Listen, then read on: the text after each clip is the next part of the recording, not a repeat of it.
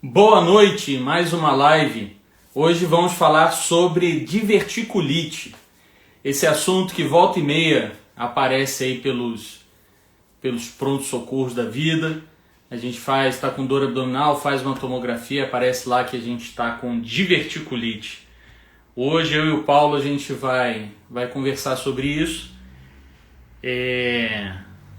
E o que é isso, né? A gente chama de diverticulite. Existe a doença diverticular, existe a presença só de divertículos e vamos conversar um pouco sobre isso. E aí, Paulo, boa Boa noite. noite, Bem-vindo aí. tudo Boa bom? noite aí a galera toda entrando aí na nossa live, toda terça-feira às 8 horas. Hoje eu atrasei 1 minuto e meio. Me enrolei aqui. E aí, Paulo, como é que tá? Na paz? Tranquilo, mais velho. Ontem foi aniversário do Paulo, pô. Quem viu aí no Instagram, ele tá fazendo 30 e quanto? 36, né? 36. É um menino ainda. Boa, bem-vindo todo mundo aí. E aí, Paulo, resolvi esse tema volta e meia. Toda vez que a gente perguntava sobre temas aí pra gente conversar, volta e meia aparecia diverticulite. Então, vamos conversar um pouquinho aí sobre isso. O que é É, diverticulite, Paulo?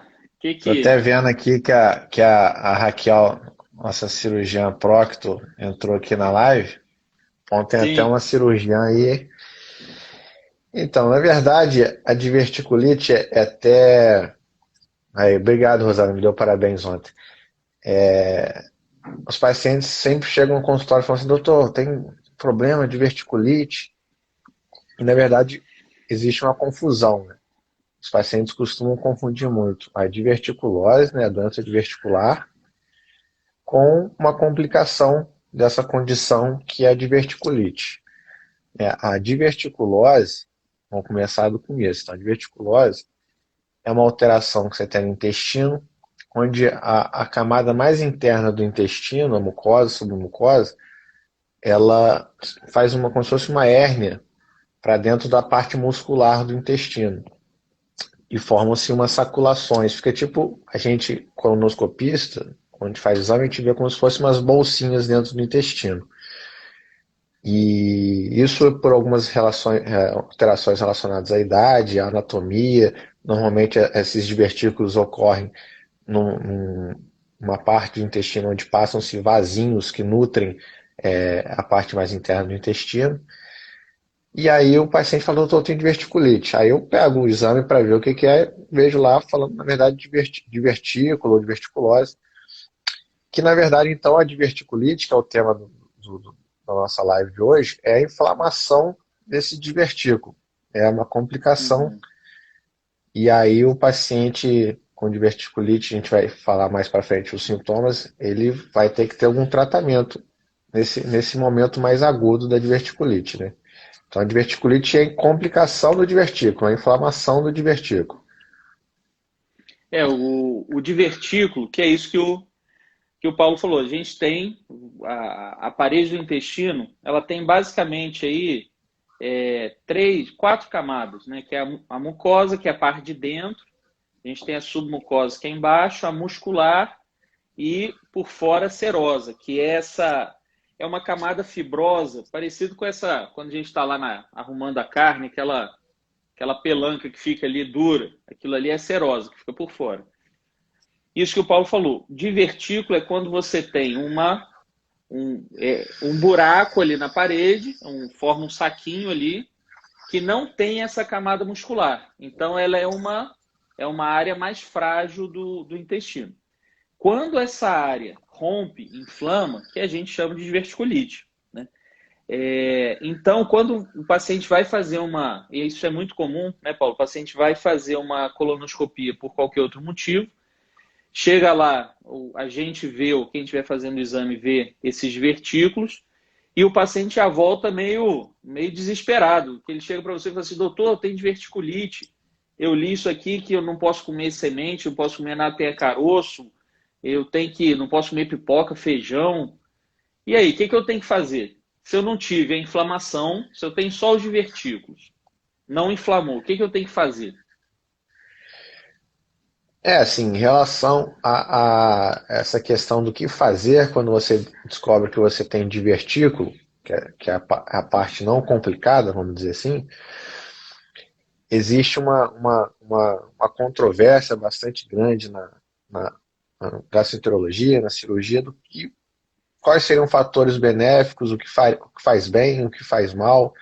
Vou te falar que o que faz mal é até talvez mais fácil definir, mas o que faz bem, basicamente hoje o que se fala muito é a alimentação mais rica em fibras, Sim. né? Mas assim, isso está já totalmente firmado. Existem estudos que falaram que tem benefício, mas existem estudos que não mostraram tanto benefício.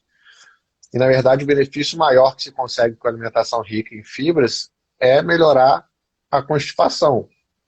E já se Sim. viu que devido à constipação, aumenta a pressão dentro do intestino ali, aquilo pode favorecer a formação de divertículo. Mas, assim, o que eu recomendaria a uma pessoa que descobriu ter divertículo, por algum exame que ela fez, tomografia, colonoscopia, ou com outro exame, é que ela melhore a alimentação do ponto de vista para funcionar melhor o intestino. Então, aumentar realmente a ingesta de fibras e líquidos, né? Que a fibra precisa do líquido para poder ter um efeito, ser eficaz na melhora da motilidade intestinal. Então, se o meu intestino é mais preso, eu tenho um risco maior de desenvolver diverticulite? Isso é real? Isso tem realmente alguma relação? Tem um risco maior de inflamar? Como eu falei, tem estudos que mostram que realmente tem um risco maior. Quem tem alimentação pobre em fibras tem um risco maior de ter diverticulite. Por isso que é recomendado que se melhore a ingesta de fibras. Mas também já teve alguns estudos que não mostraram tanto benefício em relação a isso. Então, assim, de Uhum. certa forma, a ingesta de fibras vai ser boa tanto para a constipação, quanto para o divertículo, quanto para outras causas, outras questões nutricionais falando. Então, sempre que tem, o mal não vai fazer. E a fibra vai ajudar. Né? A fibra vai ser um fator que vai diminuir a probabilidade de ter a diverticulite. E comer semente? Cara, eu já li, já reli. Quando eu comecei a. Aí tem até a Raquel aqui, minha mãe, que é gastro também, a Raquel, que é procto. Não sei se tem mais esse colega médico aqui. Cara, eu sempre fiquei muito na dúvida dessa questão, porque o paciente ele chegava sempre com uma lista de coisas que ele não podia comer. Quando eu comecei lá na Policlínica em 2000 e... Nossa, já tô ficando velho, 2012, 2011, 2012, tinha uma nutricionista que atendia na rede que ela fazia uma lista que, inclusive, orientava o paciente a tirar aquele pretinho da banana, aquele carocinho, né? Não, E tem uns que tiram a sementinha do tomate. é, entendeu? Eu sempre fui eu nunca achei nenhuma evidência, né, forte para impedir o paciente de comer tomate, comer pepino, comer quiabo, né? Não tem. A gente se baseia muito em que a gente vê de literatura e de estudo, né? Então, os Sim. estudos não mostraram nenhuma correlação forte entre alimentos que têm caroço ou, por exemplo, casquinha igual milho, alimentos que às vezes não são tão bem digeridos que quando vai olhar nas fezes estão lá, então o milho, a casca do feijão, por exemplo, algumas pessoas ficam com receio, doutor, o médico falou que eu não posso comer nada que tem caroço ou que saia nas fezes, porque isso pode entrar dentro do divertículo, entupir o divertículo ali e causar uma inflamação. Isso se falava muito antigamente, então algumas pessoas que iam os médicos mais antigos e, e, e se falava isso um tempo atrás, a pessoa, no caso o paciente, aprendeu isso E vai passando, na verdade, nem mais um médico que fala isso. Hoje virou aquela coisa igual a receita de vó. A pessoa ouviu lá atrás, aí falou para o filho, aí o filho repassa a informação. Né? Porque hoje já está bem difundido isso, essa relação que não tem relação, na verdade, dos caroços, das sementes, em relação à diverticulite. Mas Até ainda chega bastante gente no consultório falando isso. e a Ronese, a Ronese é minha prima, né? Prima da minha mãe e minha prima. Ela perguntou aqui, mas pode comer semente de tomate? Se o paciente pergunta isso para mim, eu falo que sim, não tem problema não. Aí ela complementou a pergunta embaixo, aí mesmo para diverticulite declarada. Aí, Ronese, a coisa muda de figura. Quando realmente está inflamado o intestino, a gente orienta, isso aí tem embasamento na literatura, uma dieta líquida, né? Eu estou convivendo mais por conta do balão com o nutricionista, né? Tem uma coisa que chama dieta líquida completa, que você oferece tudo de forma líquida. Então a gente orienta uma dieta líquida. Eu normalmente oriento 3 dias, às vezes 5 dias, melhorando a dor, volta a dieta, mas aí quando tem inflamação documentada, tem dor definida, aí muda de figura. E é dieta líquida, 3, 5 dias. Como é que você faz, É, Paulo? Conta aí. a diverticulite, o paciente, quando não tem indicação, é importante falar isso. O paciente com diverticulite, quando inflamou realmente, você tem indicação de tratar, dependendo do grau que a gente classifica,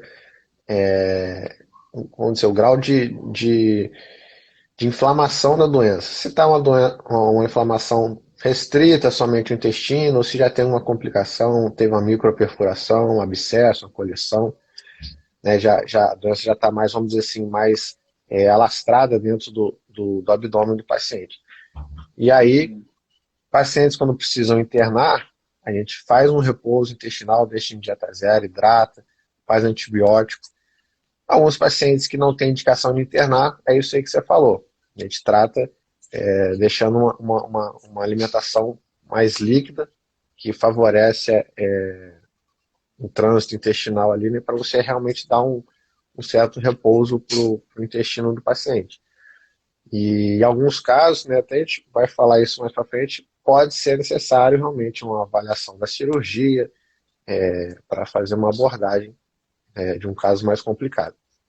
Até a Raquel respondeu aí, ela falou, ó, eu não proíbo sementes, principalmente se o paciente tiver um ritmo intestinal normal.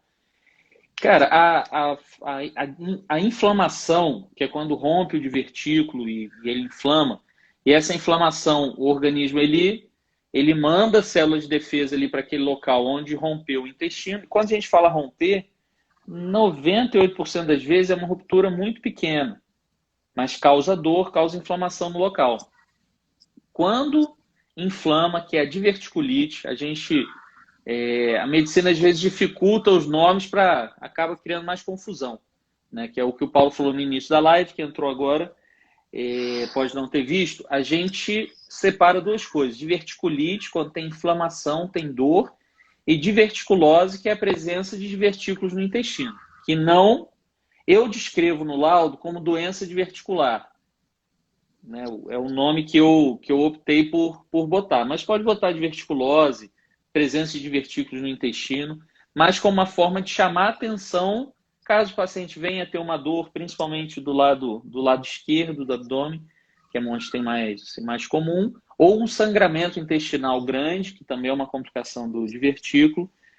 O paciente já sabendo que tem, fica mais fácil a gente definir um diagnóstico, né? A diverticulose, igual você falou, às vezes o paciente tem pouquíssimos divertículos, um ou outro, aí realmente eu coloco como diverticulose ou divertículos colônicos, mas quando é uma quantidade, infelizmente aqui a gente não tem como mostrar, né, as fotos que a gente tira do exame, mas tem pacientes que têm realmente muito divertículo, que até dentro da colonoscopia a gente sempre faz o exame com cuidado para poder passar pelo caminho real, né, não entrando dentro de um divertículo. E aí tem pacientes que têm muitos divertículos, aí com certeza ele vai ter associado a esses divertículos a doença diverticular. Sim. Então, a gente Tem essas questões que você falou de classificação, nomenclatura, relacionada mais à medicina mesmo. Em relação à diverticulose, aos divertículos, né, no geral, é uma coisa que a gente é importante citar, que às vezes as pessoas, pô, será que eu tenho divertículo? É sabido que com o passar dos anos, quanto mais velho, a chance de ter divertículo é bem maior, né? Uhum. Então, um paciente, por exemplo, por volta de 80 anos, em torno de 70% a 80% vão ter algum divertículo. Alguns mais, outros menos, alguns só numa parte do intestino, alguns no intestino todo. E Uhum. é engraçado, às vezes a gente pega alguns pacientes novos, né? Pacientes com 40 anos, que a gente faz exame por outros motivos, e aí o paciente já tem bastante divertículo. Não é comum nessa faixa etária, mas a gente encontra também pacientes mais jovens. E parece ter uma relação familiar também, né? E com a É, questão da constipação. Até minha mãe perguntou aqui, os divertículos hipertônicos, e divertículos hipertônicos são piores ou melhores que o hipotônico? Isso aí responde aí. Cara, na verdade, essa classificação seria em relação a como esse divertículo é formado. Se ele é formado por pressão no intestino ou realmente por uma questão genética. Parece que o divertículo hipertônico tem um risco maior de inflamar, de causar diverticulite, e o hipotônico dele sangrar, né? Embora a gente não consiga diferenciar isso no dia a dia nosso clínico, né? Porque quando sangra, normalmente esse divertículo ele não rompeu para a cavidade, mas ele rompeu para um vaso. E você acaba tendo um sangramento maior. E como é que eu faço, Paulo, o diagnóstico, né?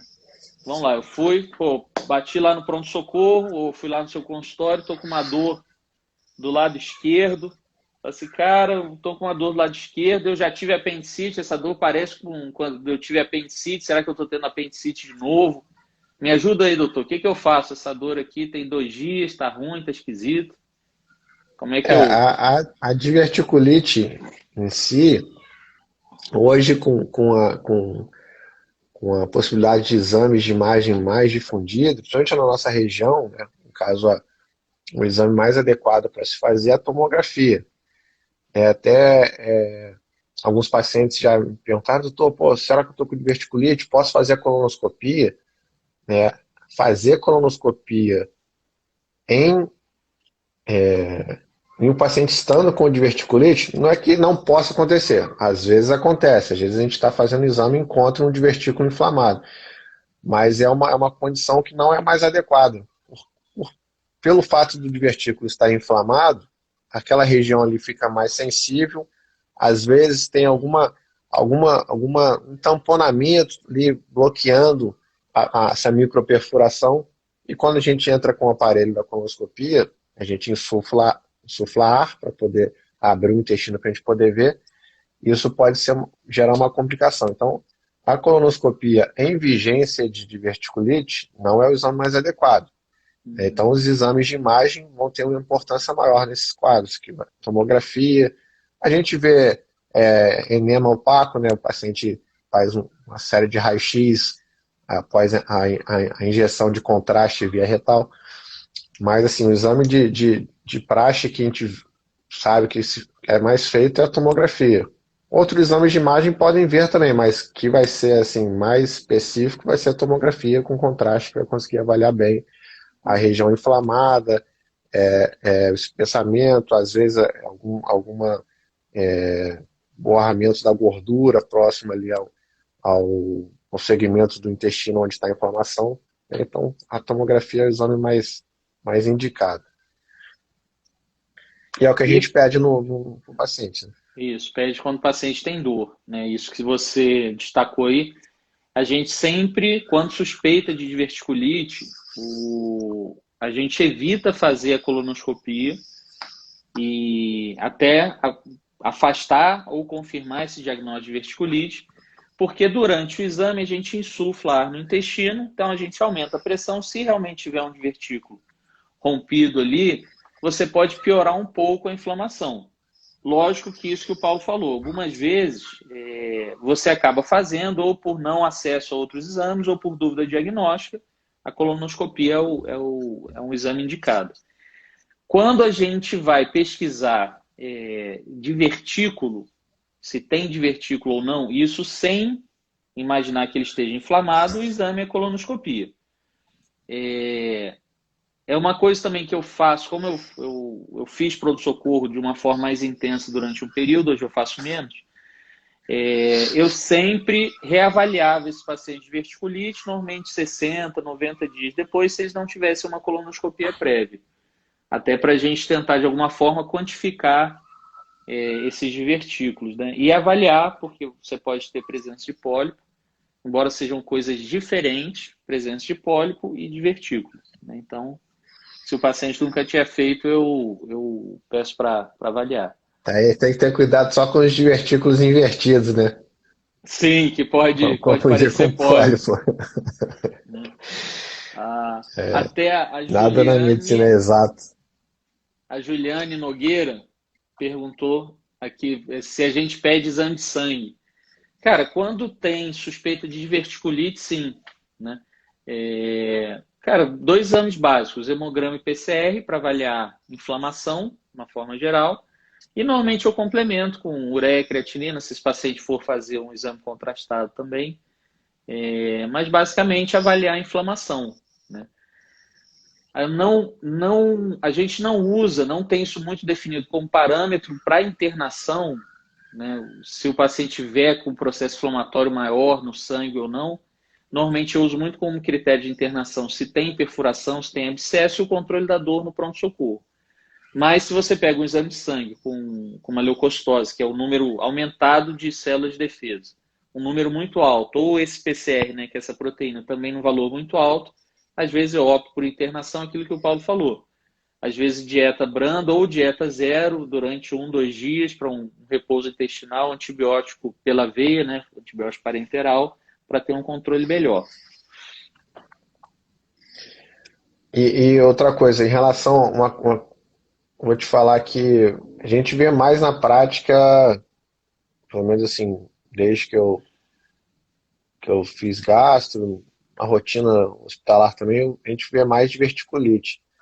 Mas o sangramento pelo divertículo é Sim. uma condição que assusta muito o paciente, porque é um sangramento normalmente um volume médio para grande, sangue bem vermelho, né? Então o paciente chega no pronto-socorro, já numa situação às vezes muito preocupado, eu tô tendo muito sangramento, fui evacuar, saiu muito sangue nas minhas fezes. E aí o sangramento, a gente, a maioria das vezes, ele é autolimitado, ele sangra e para. Só que como demora o trânsito, às vezes o paciente fica tendo mais outros episódios seguintes, depois dessa primeira evacuação. E é uma condição que assusta realmente o paciente. Foi só uma lembrança aqui, porque realmente acontece. Que são as duas complicações da doença diverticular, né? Que E é a aí no inflamação ou sangramento você pode sangramento. fazer. No sangramento você pode fazer a colonoscopia, não tem essa contraindicação igual na diverticulite. Na verdade, é até um exame mais adequado para poder avaliar melhor essa causa do sangramento e onde que está sangrando, né? Senão é a principal indicação de colonoscopia de urgência, né? Diferente da endoscopia, que a gente tem uma série de indicações, o sangramento vultuoso e tal, é uma indicação para colonoscopia de urgência, né? Entendeu? Então eu fiz lá o exame, eu vi que tenho lá os divertículos, ou então, vamos falar que eu tive diverticulite. Eu já fui no pronto-socorro, consultei lá, diverticulite, fiquei internado. 3 meses depois voltei, diverticulite de novo. Comecei a ter uma diverticulite recorrente. E aí, o que faz? Toma remédio? Tem algum remédio para isso? Ou é só realmente manter a dieta, tentar comer mais fibra? Como é que você lida com isso, Paulo? Como é que... Tô até vendo se ver se a Raquel ainda está na live para poder. Caso de diverticulite recorrente, então, é uma condição que vou te falar que na minha prática eu já usei não, né? Prescrevi para paciente medicação, né, mesalazina, tentando ver se tinha algum efeito para diminuir a recorrência dessas diverticulites. Não tive sucesso.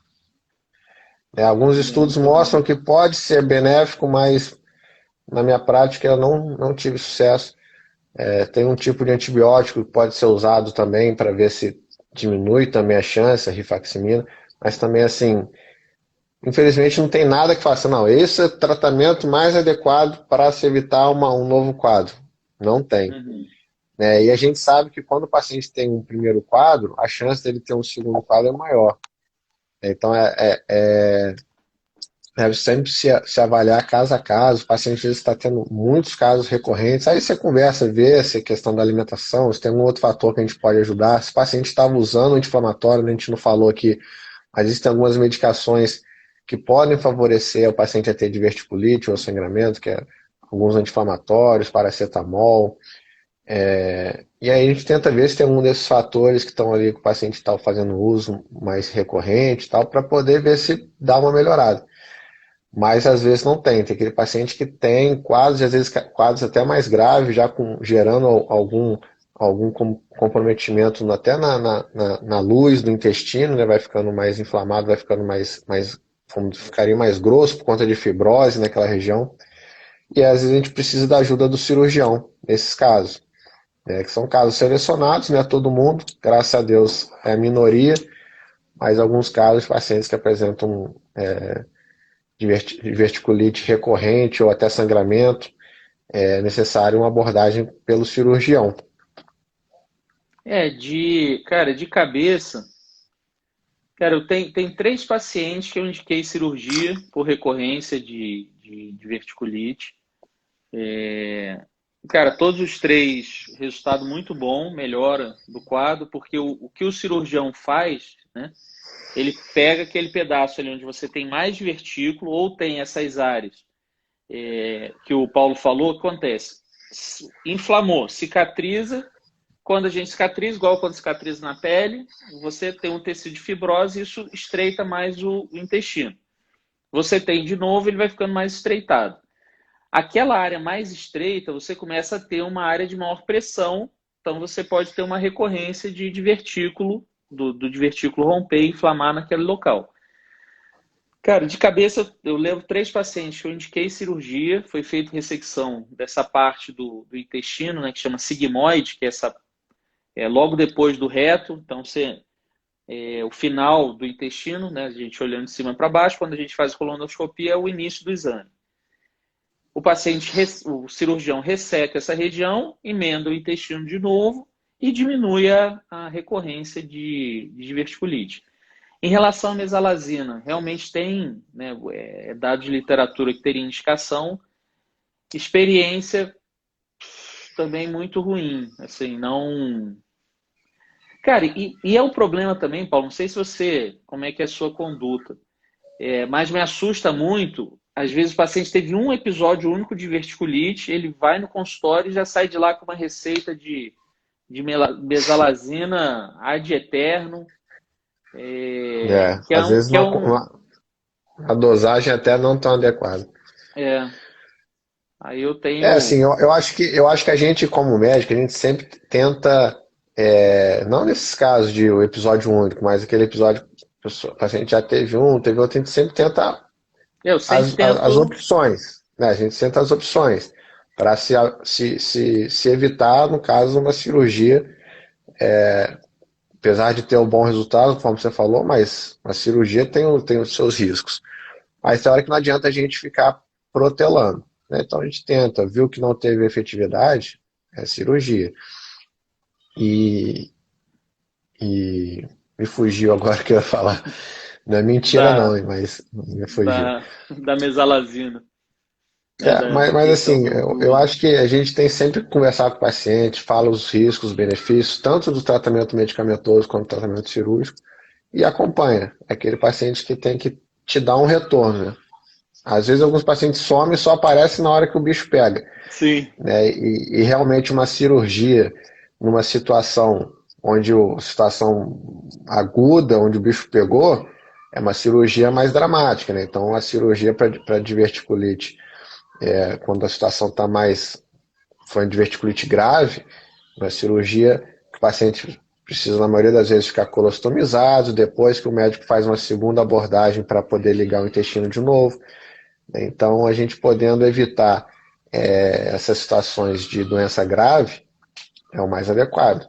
Então, a gente sempre conversa com o paciente, sempre os prós, os contras, a gente toma uma decisão. Até a Lucimar, você falou de medicação, né? A Lucimar, que é minha paciente, ela botou aqui, na época do meu diagnóstico foi atribuído ao corticoide de uso contínuo, né? Ela tem uma doença autoimune, ela usa corticoide em dose moderada durante muito tempo. E na época eu atribuí a diverticulite dela ao uso corticoide. A Vilma botou aqui, minha amiga ficou sem evacuar durante uma semana, de repente começou a sentir muita dor, internada e descobriu diverticulite. Tem ligação com o intestino preso? Vilma, total, porque quanto mais... Cara, é uma questão de pressão, né? Quanto mais força o intestino tem que fazer, quanto mais lento é o trânsito, maior pressão você faz dentro do intestino, dentro do divertículo, aumenta o risco dele romper, né? Cadê? Tem mais uma aqui. A Aline perguntou se é isso aí para o Paulo. É verdade que essa doença dá mais em pessoas acima da sexta década? Sim. Quantos por cento você falou aí? Na verdade, já se foi notado, a partir da quinta década vai aumentando progressivamente. E aí, já em estudos mostraram que pessoas com 80 anos, cerca de 70% a 80% dessas pessoas têm divertículo. Não necessariamente as pessoas vão ter divertículo, vão ter diverticulite, vão ter que internar, isso não. Mas que quanto mais velho, por questões de perda da capacidade de tonicidade do intestino, vai ficando mais flácido, vamos dizer assim, a pessoa tem um aumento da chance de ter divertículo, né? Uhum. A Lucimar fez até um exame que a gente já não vê mais, né? Que é o clister opaco. Ela falou que fiz um exame de trânsito do intestino. Quando viu o resultado, parecia uma árvore de Natal no sigmóide. Ela botou, não é genético, pois ninguém na minha família tem. A imagem é bonita. Eu vou te falar que, na prática, tanto na época que eu trabalhei em pronto-socorro, parte hospitalar, e como gastro, eu nunca vi usar esse exame de imagem na prática, né? Porque a gente usa muito a tomografia, mas na literatura a gente vê bastante. E realmente uma imagem até bonita, né? Como você falou, uma árvore de Natal é uma coisa bonita. Não, lógico, na gente não é bonito, mas é uma imagem que a gente vê a anatomia direitinho do divertículo, né? Isso é bem interessante. Pô, eu cheguei a pedir clister opaco, agora você falou. Cara, lá eu formei em Teresópolis, formei em 2005, né? Não tem tanto tempo assim, tem 16 anos, né, que eu formei. Há 16 anos, cara, era difícil, isso lá em Teresópolis, no Hospital das Clínicas lá de Teresópolis. Cara, uma tomografia no pronto-socorro parecia papo de maluco, né? Aí quando você lia a literatura, falava assim, ó, cara, suspeita de verticulite é tomografia. Então eu cheguei a pedir, como acadêmico, clister opaco para avaliar a presença de divertículo no intestino. Mas isso hoje acabou. Acho que é até um exame que, se a gente quiser fazer, acho que não encontra mais quem faz, não. Não sei. Mas é um exame bonito. Cara, é uma das imagens mais bonitas que eu já vi na medicina. O clister opaco, a reconstrução Cara, as reconstruções do coração, né, da tomografia cardíaca também são bonitos pra caramba. Enfim, começa a viajar aqui, porque eu acho imagem um negócio bonito pra caramba. Você vê muita anatomia, né? E é bacana por conta disso. Então, tem algumas perguntas aí. A Delza, sua paciente, nossa frequente... Ela hoje chegou atrasada, pô. Telespectadora, a Delza, fez a pergunta aí, ó. Cheguei atrasada, vou assistir depois. Mas a diverticulite tem cura ou é crônica? Fala aí, Rodolfo, sua paciente. Pô, então, diverticulite, quando inflama, é uma situação aguda sempre. Não existe diverticulite crônica. Se o paciente teve um episódio de verticulite, ele tratou, melhorou, mas ele continua tendo dor abdominal, tem que investigar outra causa. Não existe diverticulite que fica doendo 6 meses. Tem que avaliar. É muito comum a ocorrência de intestino, síndrome do intestino irritável, que a gente já conversou sobre isso, mas é um tema muito frequente, associado a qualquer doença do intestino. A presença de divertículo, de você ter essas bolsinhas no intestino, é sim crônica. Depois que forma, a tendência é aparecer mais divertículos no decorrer da vida. Por conta daquilo que eu falei no início. Você tem as 4 camadas, o divertículo ele se forma nos espaços entre a camada muscular. Então você tem a mucosa, submucosa, muscular e a serosa. A serosa é a camada mais de fora, a mucosa é a parte de dentro. Quando você tem espaço nessa camada muscular, é por onde a mucosa ela entra e o divertículo ele só tem 3 paredes, a mucosa, a submucosa e a serosa. Ela não tem a muscular. A muscular é a camada mais espessa, por isso o risco de romper. Então, com o tempo, Delza, você pode formar mais divertículos. Tanto que a maioria dos pacientes que têm divertículos no intestino, eles não vão ter nunca nem sangramento, nem inflamação. Eles vão passar o resto da vida com os divertículos lá sem causar doença nenhuma. A atenção maior é dor, paciente com dor recorrente, ou aquilo que o Paulo falou, que é um quadro até mais exuberante, que é a questão do sangramento. Porque normalmente divertículo, quando sangra muito. Mas, na maior parte das vezes, é autolimitado. Quando complica, tanto a diverticulite quanto o sangramento são situações que, na maior parte das vezes, e quando a gente fala maior parte das vezes, acima de 85% das vezes, a gente consegue resolver sem nenhuma intervenção cirúrgica. E, na maior parte das vezes, tirando o sangramento eu sempre interno.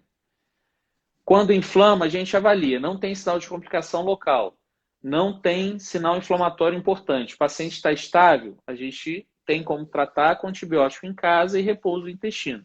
Mas lógico que isso é conduta de quem está atendendo no momento. A gente não toma conduta de longe, é sempre quem está vendo. E uma coisa importante paciente que tem divertículo, já teve alguma queixa de diverticulite, não é, a dor abdominal que porventura ele possa ter depois de uma crise, não necessariamente vai ser uma nova diverticulite. Então tem que ter sempre atenção e valorizar. Eu sempre falo nas lives para o paciente valorizar os sintomas. Né? Porque às vezes o paciente não valoriza o sintoma. Na verdade, eu tenho essa dor, deve ser meu divertículo que tá me incomodando um pouquinho. E não, às vezes o paciente tem alguma outra condição intestinal. Exatamente. Pode ser até um câncer. Então, assim, o paciente tem divertículo, ok, mas tá com dor, tá tendo alguma coisa diferente, procura o gastro, vai ser avaliado para poder ele avaliar qual o melhor procedimento, algum tratamento, algum exame. Né? Não é porque você tem divertículo que toda dor na barriga que você tiver, a causa vai ser o divertículo. Então tem que ter essa atenção. E a Ronise perguntou aqui, nesse caso de diverticulite aguda recorrente, é recomendável uma dieta mais rígida? Na verdade, Ronise, não digo nem mais rígida, porque a gente tem muito mais opções, né, de alimentos não industrializados do que alimentos industrializados. Existe muito mais tipo de folha para se comer do que hambúrguer na lanchonete. Então, na verdade, não é rígida. Você vai ter acesso a alimentos com mais fibra, a questão da mastigação, mastigar bem, líquido. Então, é uma readequação da alimentação, né? Eu não diria nem uma dieta mais rígida, mas a gente evitar coisas que prendam o intestino ou que aumentam a inflamação, principalmente carne vermelha, comida gordurosa, fritura, alimentos industrializados. Então, tem que avaliar, né? A Viviane perguntou aqui que exame fazer, né? Aquilo que a gente falou. Se está inflamado, normalmente exame de imagem, tomografia é o exame melhor para avaliação no pronto-socorro. Quando a gente está avaliando se tem divertículo ou não, isso sem dor, sem suspeita de inflamação, é a colonoscopia, que é o exame melhor para a gente avaliar o intestino. E a Patrícia perguntou aqui, dores abdominais inferiores para quem teve diverticulite, pode ser novamente? E aí, Paulo? Eu já tive, estou com uma dor parecida. Doutor, tá igual aquela dor que eu tive ano passado, mês passado. E aí? A gente sempre vai num caso de paciente que já teve diverticulite ou que tem divertículo, foi no consultório, foi no pronto-socorro, o médico sempre não vai também tapar o olho para aquela condição.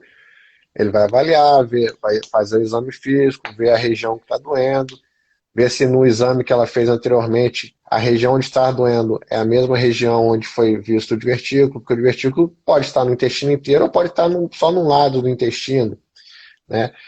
E aí o médico vai avaliar, vai fazer alguns exames de sangue, no caso, para poder ver se tem alguns marcadores de inflamação, isso se for no pronto-socorro, lógico. E aí, a partir daí, vai avaliar se realmente é uma nova diverticulite. Né? Mas como eu falei anteriormente, não é porque você tem um divertículo ou já teve diverticulite que toda dor na sua barriga vai ser diverticulite. Então, tá com alguma queixa nova, diferente, procura um gastrologista. Se for uma condição de muita dor, febre, aí não, aí tem que ir realmente no pronto-socorro.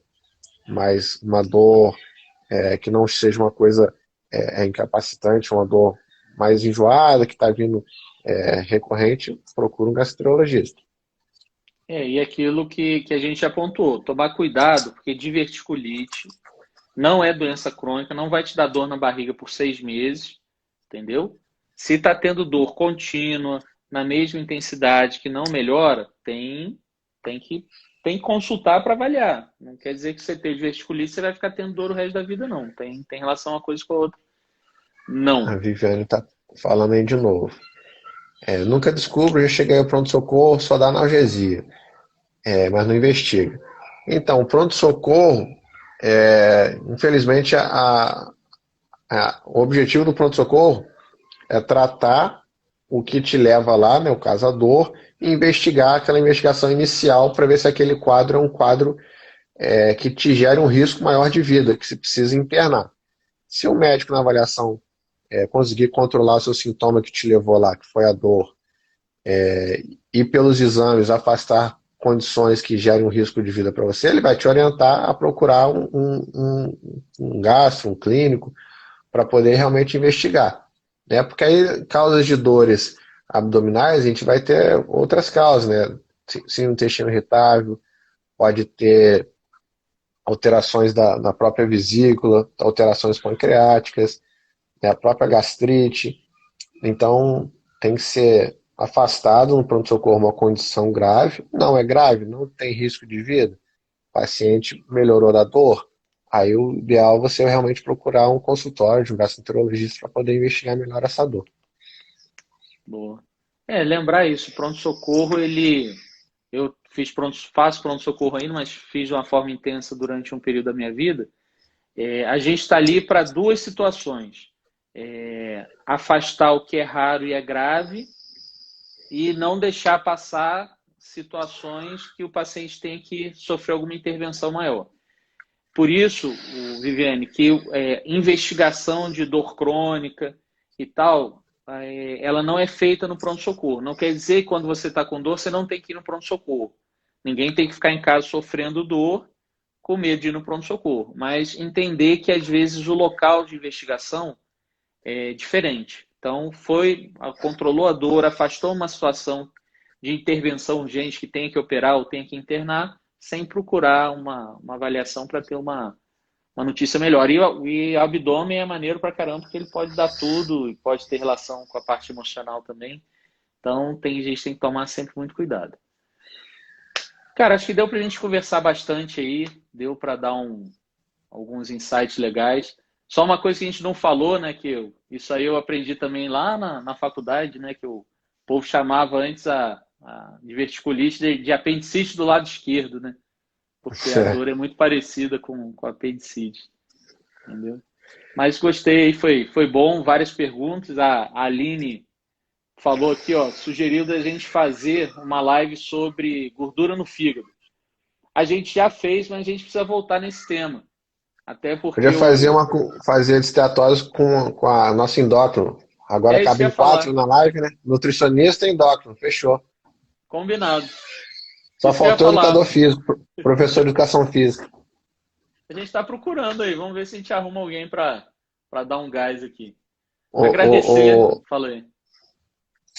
vamos abrir no Stories lá, pedindo sugestões de lives. Até questões que vocês queiram também que a gente fale, não necessariamente às vezes só da gastroenterologia, às vezes algum assunto interessante que a gente possa conversar aqui também. Vocês sugerem lá pra gente, a gente, dentro das possibilidades, né, a gente conversa com vocês. Pô, vamos fazer isso. Vamos abrir uma caixinha lá para a gente sugerir os temas. Cara, obrigado aí todo mundo que participou. É interessante que vai entrando, a gente vai retornando, a gente vai pontuando alguns temas. A Aline botou ali que o grupo do WhatsApp é ótimo, né? Que é o grupo que eu fiz de desafio 30 minutos aí, a galera tá participando. O Paulo mudou o fundo dele ali para ficar mais bonito. Ó, eu queria um fundo desse aqui, ó. Só que não vai nem entrar, não. Tá na praia. Pô, aí é só alegria. Mas agradecer a presença de todo mundo. A ideia é essa, a gente trocar informação para que cada um. Sim. Vendedor de ovo. É o carro do ovo, o carro do ovo, o carro do ovo que está passando na sua live. Exatamente. É para Ai, muito descontrair o bom. final da live. Ai, É. ai. Cara, a Juliane Nogueira aí, agradecendo aí, agradecer a presença, estamos juntos. Agradecer a todo mundo aí. E hoje quem vai finalizar é o Paulo. Eu sempre falo muito, pô. O caminhão do ovo passou na sua live. Vai lá, Paulo. Exatamente. Finaliza aí para nós. Agradecer a todo mundo que esteve aí na live com a gente, mandando pergunta, questionamento, dúvida, experiência, né? A gente vê muito na live essa questão da experiência, né? Porque a experiência, às vezes, uma que você teve, um paciente teve, ele fala aqui na live, conta o caso, a gente fala do caso, aí a pessoa, pô, eu tive uma coisa parecida e tal. É bastante interessante. E semana que vem a gente faz uma nova live. E vamos tentar fazer essa live que a Aline pediu, né? Os teatórios, mas de uma forma mais abrangente, falando com o endócrino e com o nutricionista. Um grande abraço para todo Boa. mundo, se proteja aí, todo mundo. E vamos fazer uma live, cada um com uma. Eu não sei como é que chama esse efeito aí, um efeito engraçado. O caminhão, carro do ovo passou na sua live, só o Paulo. Galera, obrigado aí. E tamo junto. A Viviane perguntou do grupo. Entra lá no meu Instagram, doutor.dr.rodolfo Vasconcelos, está lá no link da bio para entrar no grupo do WhatsApp para a gente fazer atividade física junto. Boa noite todo mundo aí, obrigado. Tamo junto, Tchau, Paulo. tchau. Um Valeu. abraço.